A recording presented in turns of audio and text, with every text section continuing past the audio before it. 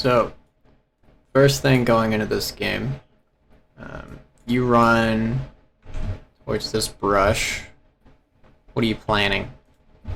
So I always run to this corner just to see if the rest of the team wants to invade. Otherwise, if one person shows himself, I'll try to hit him with an axe and pursue him. In this particular one, nobody followed me, so I flashed out when I realized how many there were. Okay, so we got an issue with the wording there. You said to see if the rest of your team wants to invade. Yeah. Now, you're not pinging them in any way. So you're not telling them you want to, you're just seeing if they want to. Yeah. Which means you're giving complete control to your teammates over what happens. Mm-hmm. So I don't like that idea. If you want to invade and you think it's a good idea, then sure, you can ping on the way, and then if your teammates come, great. But I don't like the idea of just doing it every game and then letting your teammates decide what happens. Okay. Should I be somewhere else then, just playing it safe at my top lane? Yeah, if you're not going to invade, then you would be here. Oop, that you didn't want to draw it, but yeah, you'd be here. Okay. Yep. Then you have this mess. Now you're down flash.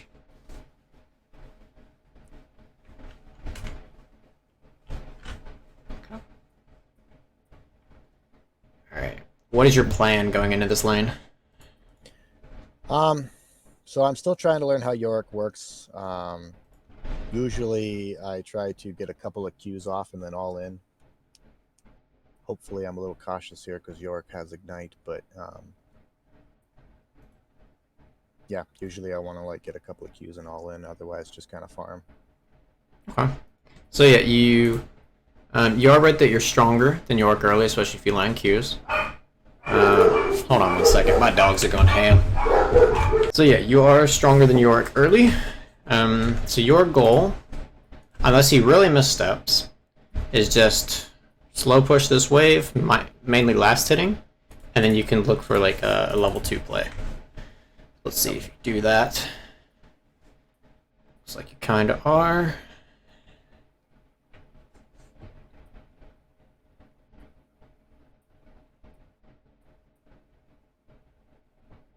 Hit level 2, he is really far back. It's all fine. Yep.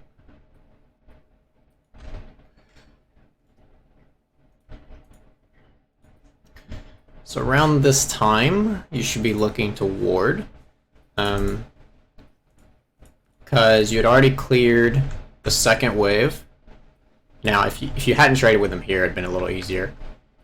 But you clear the wave out, and then in between the second wave and the third wave that's coming in here, you can go ward to protect against Volley Bear, and then you can proceed to kill the third wave. But now we have no ward. Okay, there it is. Just a little late. It's alright. And then hopefully you crash. There we go. Alright. So what do you think you should do now? Let's see. So my thought depends on if I have the gold to get something decent when I go back. Okay, you have 535. I'd like to hold on until I could afford Sheen. Okay. So what are you going to do in that process of waiting for the 165 gold?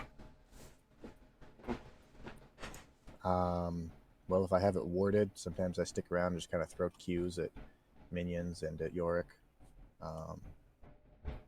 I know, like, I've seen some videos of guys that'll invade their jungle. That just seems too dangerous for me, so I don't know. I guess I should just go back then and... Yeah, you should be recalling here. Now, you are correct in that sometimes you can invade their jungle. It depends on what jungler you have, how they're pathing, and also which wave you crash. Like, if you crash this third wave with the cannon wave, you can do that. But you didn't immediately kill this wave, you killed the fourth one, and so it's way too late. Volibear's going to already be done with his clear by this point. Okay. But you could do that on the third wave, and then with that you could walk down and you can go help with the scuttle, invade, whatever. That is an option. But she's already killed the scuttle, so there's nothing really for you to do now, and yeah, I'd want you to just recall. Okay. Because then you could come back with a long sword and a refillable potion, with the wave pushing back into you. This is going to be a mess. Yeah, okay. Good, we're not sticking too long.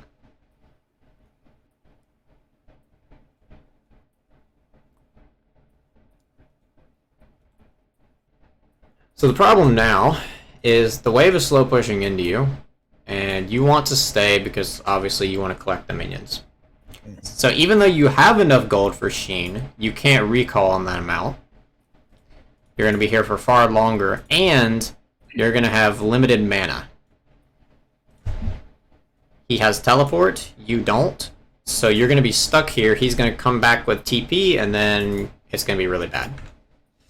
But he's probably not going to do it correctly. Yeah, now you really want to leave, but you can't because you want this wave. Yeah. And you should die for this. Okay, you didn't quite die, but either way, it feels like you died because you just lost 3 waves. Yeah. All of this is because you didn't recall earlier. Okay. So if I'm not going to invade, then basically just recall if you crash. Yeah. Okay.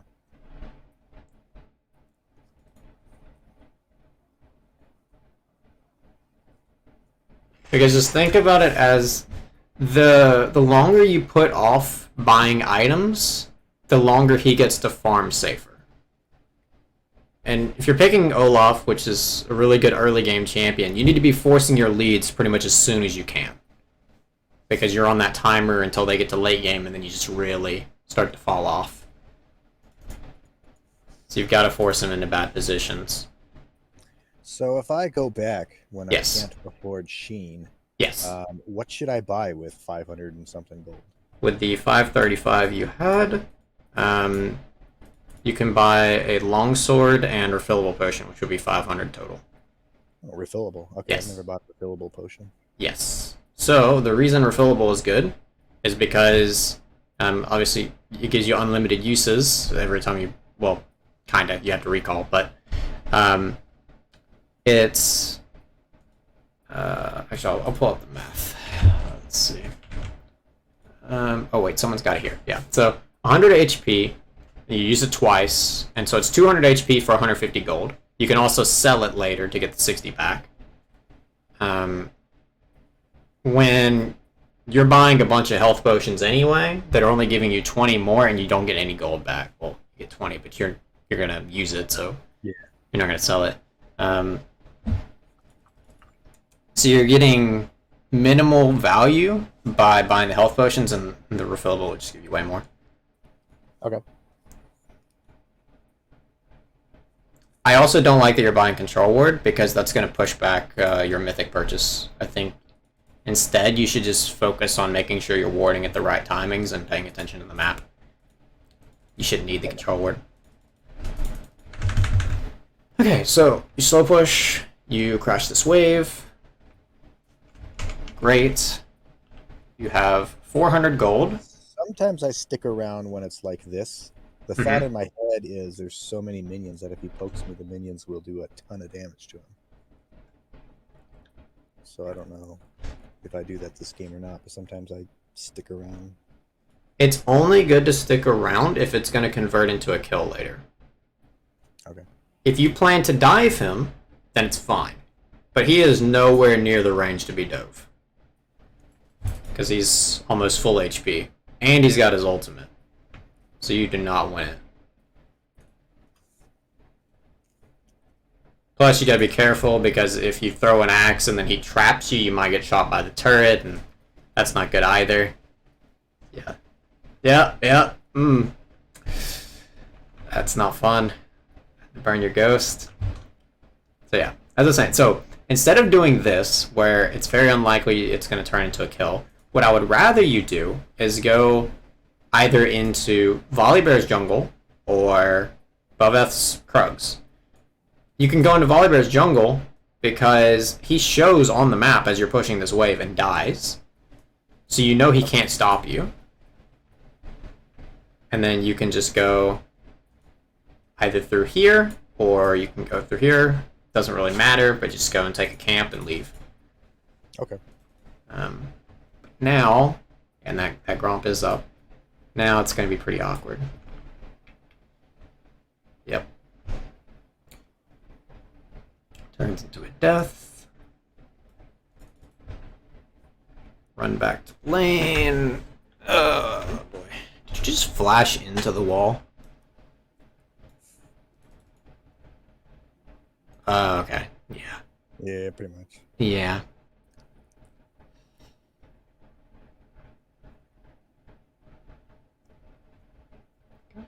Push the wave here. Great. You leave. Fine.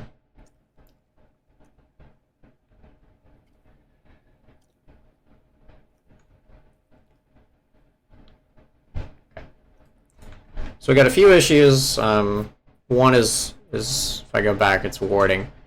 When you're sitting on wards a lot, so like here, you're pushing the wave. You don't know where Volibear is. So in between, like when you haven't met the minions yet, again like earlier, you can go ward and then you can clear the wave. And this is another reason why I said you don't need a control ward, because you're sitting on 2. Yeah. You're not even using them.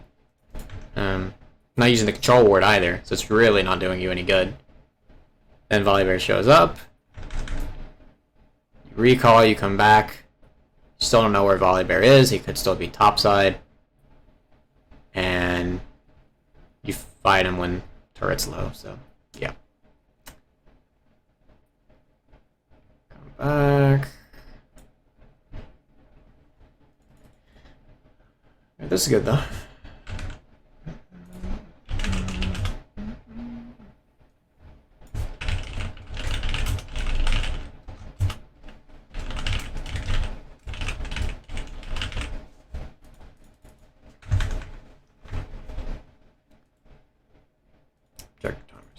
Okay.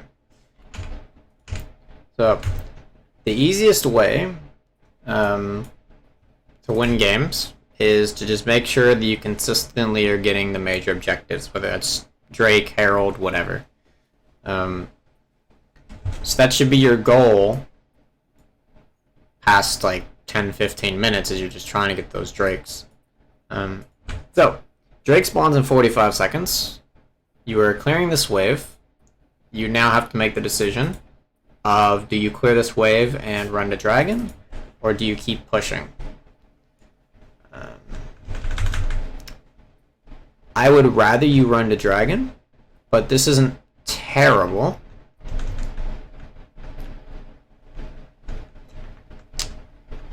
It's just not going to really do much. You definitely don't want to side lane against Yorick. That is not ideal. Yeah, I think this one actually surprised me quite a bit. Like, he's got 1 kill, but he just creams me here. Yeah. So, yeah, this is how the matchup goes when you've screwed it up. So, what's supposed to happen is you're supposed to beat him early, and then it doesn't matter if he walls you. But because you're behind, now he's scaled way harder, and of course you can't run through the wall. So it gets pretty nasty with his maiden.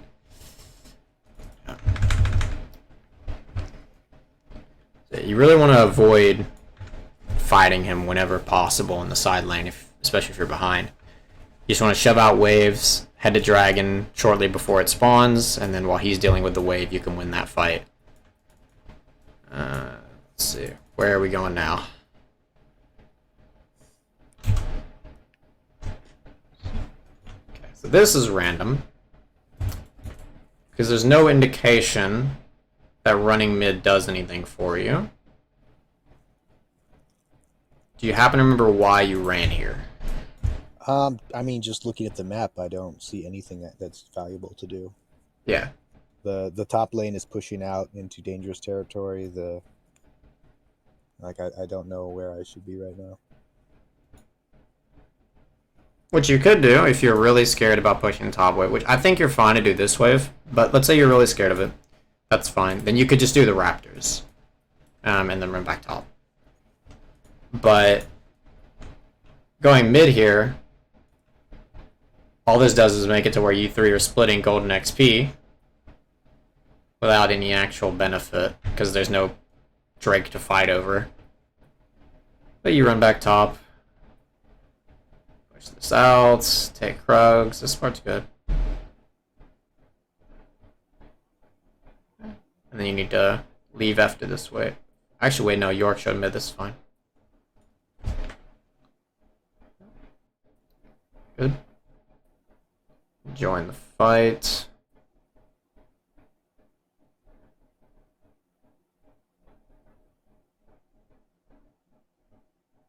It's all good. And then after this turret, you just run to dragon. Oh, please run to dragon. No, do it. There we go.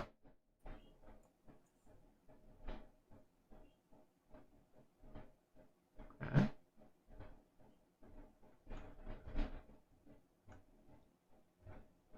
So you're running top. I don't like that you're running top. Well, okay. It's correct to run top for this wave, actually. But then after this wave, you need to run bot and let Ezreal go top. Or Silas, just somebody else be top. Because you want to pull people away from the Baron that spawns in a minute and a half. You don't want to be on the same side. No. Okay, so talk about that a little more. Mm-hmm. I'm a little confused. So Ezreal, what does Ezreal accomplish going top? So, I mean, it doesn't matter if it's Ezreal or Silas. Just someone else going top to catch the wave. Because they want to be closer to the fight. They're not as mobile as you are. Or they're also not as good in the 1v1 in the side lane. Okay. Whereas if you're farther away from the Baron, it's much better because you can pull more people because you're Olaf and you can chase people down, whatever. So I'd rather Ezreal either be mid or top, just not bottom. Okay. And then you go bots, you clear out this wave, you get really fast wave clear. And you can rotate to the objectives, just generally better. But if Ezreal goes bot, what's going to happen is Maokai is going to go with him. The enemy team is going to see that two people are bottom, and they're just going to start Baron. Okay. Because they can't rotate fast enough. Now, the exception to this is, let's say Silas had teleport instead of ignite. And it was up, then you would want Silas to go bottom because he would be the fastest to rotate. But that's not the case this game. The whole point is you're trying to get as many people away from the Baron as possible. Well, as many enemies away from the Baron as possible. While having all of your allies still near it. Okay. Would I expect if I went bottom and pressured the bottom turret that they're going to send multiple people to stop me, and then those are people that are not near Baron? Yes. Now, you only want to do that when your teammates are near Baron so that they can start it. Okay. You have to wait until they're in position to actually hit the turret. Okay, so then if they're fighting it, do I just keep pressure on the bottom turret as long as those other two don't go back? Is that? Are you saying if both teams are fighting on the Baron as your, like, if I'm going bottom and I'm pressuring this turret and it's forcing them to stay and defend, do I just stay or do I go to Baron? Well, if they've already started the fight and you're here, then you're not going to be able to get there in time. So you would continue to push. Okay. But it's unlikely that the enemy team can just outright win it. Like, unless your team really just runs into them, they shouldn't be able to force Baron that easily. Because you have to consider the Baron's basically another champion with how much damage it does, and it reduces armor and magic resist. Mm-hmm. So they can't just start it. Now, if your team just randomly goes in as 4 and fights them in a 4v5, well, happens, I guess. If they just voluntarily take that. But you can just careful ping them if they try to take that kind of fight, and pretty much always someone's going to come deal with you. Because if they don't come deal with you, and they don't win that fight, because your team doesn't take it, then they're going to lose turrets. That's the whole point of split pushing, is that somebody has to deal with something. Like they're having to choose between one or two options. As long as you're pressuring the turret at the right time. This game goes on way longer than I expected.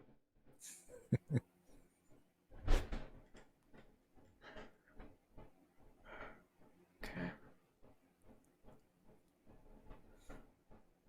Yeah. I mean, I don't know how much valuable stuff there is left if you want to. We'll see. I'll skip through a little bit. Run mid. Randomly running around until. Yeah. Okay. So we do have something here. Okay. At this point, let's say it's. Let me zoom past again. Minute half till Drake when you spawn. They do a little Baron fight. Team dies. Whatever. Now your goal is to play around the dragon. Mid's already pushed in, and it's going to push in on its own because the inhib's down. So you just want to push top really hard, have Yorick go top, and then you can run the dragon. But instead what you did is you ran a mid lane that's already pushed. Then you did a little loop around. Went to their Gromp while Echo's pushing top. So now I was thinking, okay, he's at least going to run the dragon now because he's got 23 seconds. But then you didn't do that because you got spooked by Yorick. And you can't. Admittedly, your Belveth is trolling pretty hard here. Because she went to the red buff and is now going to Krugs instead of the dragon. But it doesn't look like you were playing around the dragon either. Neither of you were. So ideally you would have had this way pushed out. You'd be pinging on the Baron. Maybe Belveth would see that the dragon is up and be like, ah, yes, I'll go to the dragon instead of my red. And then you can play for that. But since she's not there, you just have to back away and push out mid. As long as you don't take this fight, this is okay. Oh wow, the enemy team really does not know how to start a dragon. Okay. This fight's gonna be a mess, but it's probably fine. Yeah. Yep. Okay. And this would have been much easier if everyone was here on time, but still works because your team's stupid far ahead.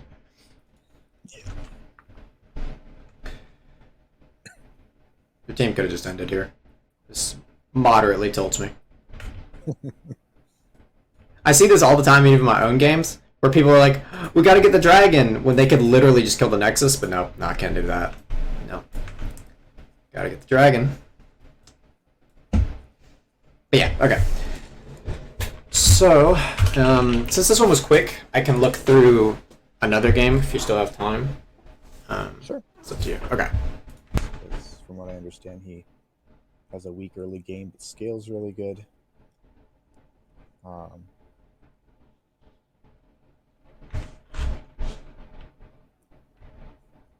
But then Yi gets a couple of kills elsewhere and then comes into my lane and just wrecks me.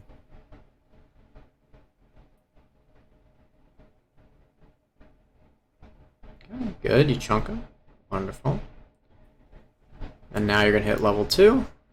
Ah, okay, we got a little slip up here. Okay. So, chunking him is fine. You gotta be careful about pushing the wave a little too fast, but it's fine. So you get him to half HP. This part's great. Okay. Do you know what minion gives you level 2? No. Have no Alright. idea. It is the first minion of the second wave. Interesting. So it takes you 7 minions total, and that's, of course, that's assuming you clear the entire first wave, which is 6 minions. So, this is the first wave. You've killed it all. And then, even if you don't know the exact number, you should be able to look at your XP bar during game and see that it's the next minion. So, with that information, what I want you to do is get this minion to low HP, and then, when it's just low enough to where your Q will kill the minion, throw the Q at him, hit them both, level up as you're running at him. Okay, interesting. And so it makes it to where you can surprise him because he's not going to see the level 2 coming, but the way you do it, it's really obvious. And your Q's on cooldown. So you throw the Q. Now your Q's on cooldown, so even when you do level up, you can't really do anything with it because you don't have the extra ability you're supposed to have.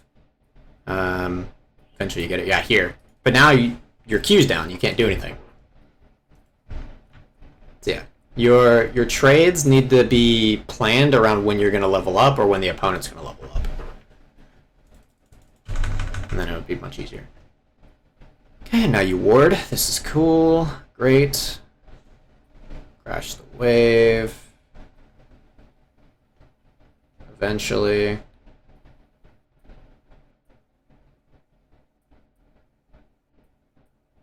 Just run him down. Just ghost on him. Kill him. He's dead. Nothing to take him. I could have taken him right there. Yeah! There are multiple opportunities.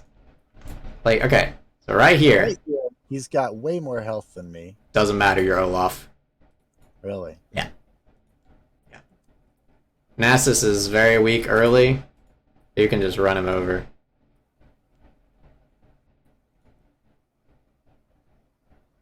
Okay, so pretty much any time that pretty much any time that you have someone on this side of the lane and they don't have an easy way to escape, they're dead. That's just how Olaf works. He's really good at chasing people, but he doesn't like being here because he doesn't have room to chase. And so that's why, it's one of the reasons why I'm telling you I want you to recall at so many points. Because I want you to come back full HP with the wave pushing so you can hold it here because you're stronger with your items and then chase them down the lane for a kill. But every time you're fighting him, well, yeah, part of the problem is just not fighting him. Then every time you're in a situation, you're low mana, low HP, and then it's harder to pull off. It's like, again, you missed an opportunity to recall. Here, you could have crashed this wave, but it's a mess. Okay.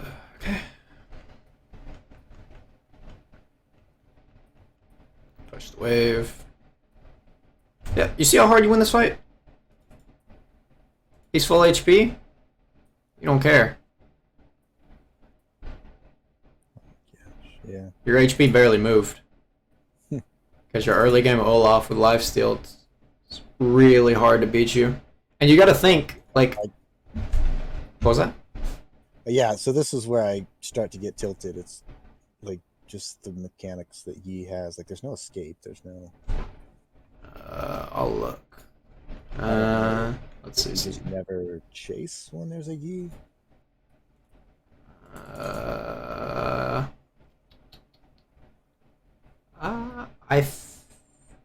It's close. You might be able to... no, you probably can't beat him. It's really close, though. If he messes up, you can kill him. So the first thing is you ran this way instead of running to your axe. Because you're not going to be able to get away from Yi. Yeah. What you can do is you can just look to fight him, because you have your W's coming up. So you can run to your axe, reset the axe, and then just try to fight him off that with your passive lifesteal. But yeah, when you run away and you're not hitting him, you're not lifestealing at all, so it gets really tough. But yeah, you're probably going to die either way. That's just a matter of you fighting Nasus to really low HP and then chasing him. So was chasing him a mistake then, even though I got the kill? Like, do you just never chase if you don't know where Yi is, or is it just bad luck?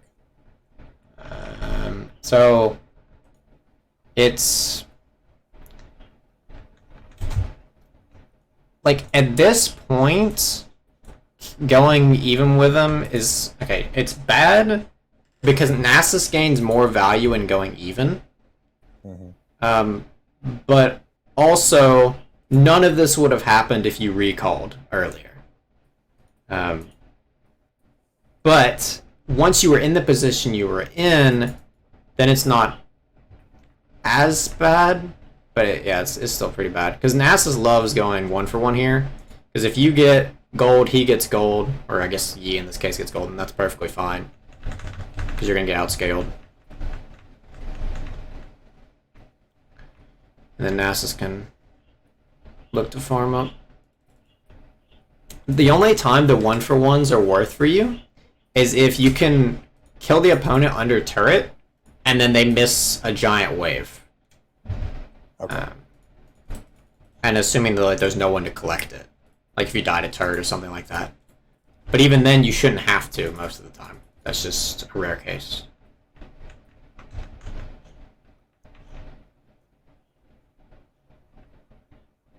Okay. Yeah. Okay, so it's just a very, very repeating pattern.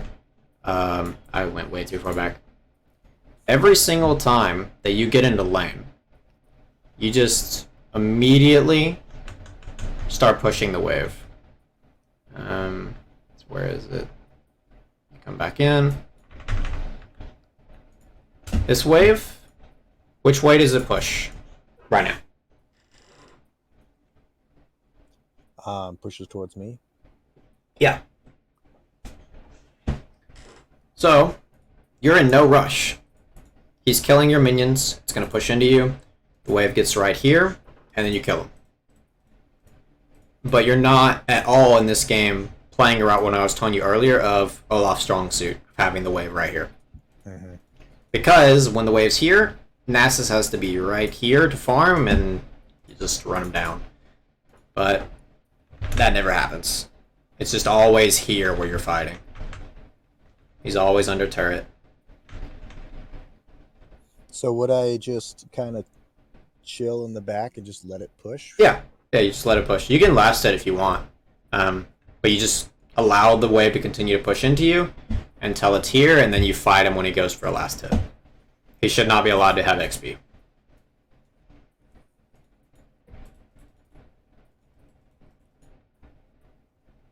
This dive's good, though.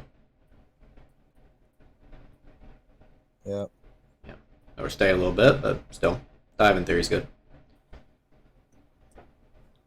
You run back. Push this wave. Push this wave. Crash the wave. Great.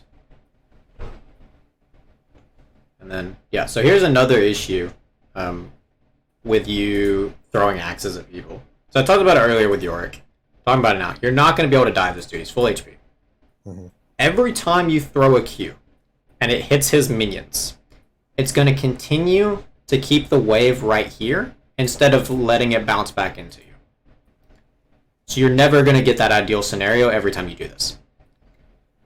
That's why I keep saying I want you to go take camps, I want you to recall, just literally anything but hitting the minions when it's under turret. Okay, that makes sense. And then, right here. So, yeah. I'm not going to go through any more of this VOD because it's going to be me saying the same thing over and over again, probably.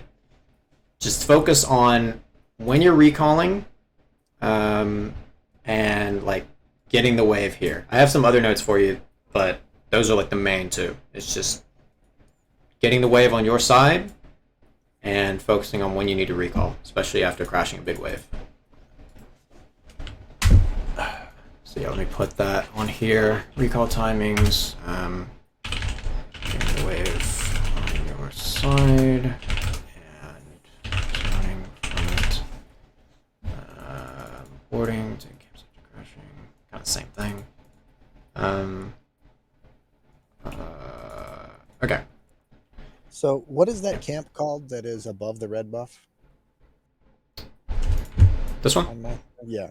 It's called Krugs. Krugs? Yeah. Some people call them golems. But yeah. You mentioned before that I could farm those on my side. Is that not Yes. stealing from our own jungler? When is that acceptable? Okay, so it depends on what your jungler is doing. If, let's say your jungler is on their red buff and they're walking right here to clear it, then don't do it. But if your jungler is bot side, or if they're walking towards bot side, then you're fine to clear it because they're not going to get it for a while anyway. Okay. Because for every camp, like besides red buff, blue buff, it's Scuttle. So like the Krugs, Raptors, Wolves, Gromp, all of their timers are 2 minutes 15 seconds to respawn. So if you clear it, the next time it respawns, it's going to be a higher level. And that helps out your jungler. as long as the jungler's not going to be there, like, right after you clear it. You're just helping them out. Okay, cool. Yeah, I did not know that. Yeah. And a lot of junglers, especially in your elo, will just kind of pretend that Krugs don't exist. So it's just free gold for you. Because it takes forever for them to clear and they don't want to do it. Okay. So yeah, it's really good.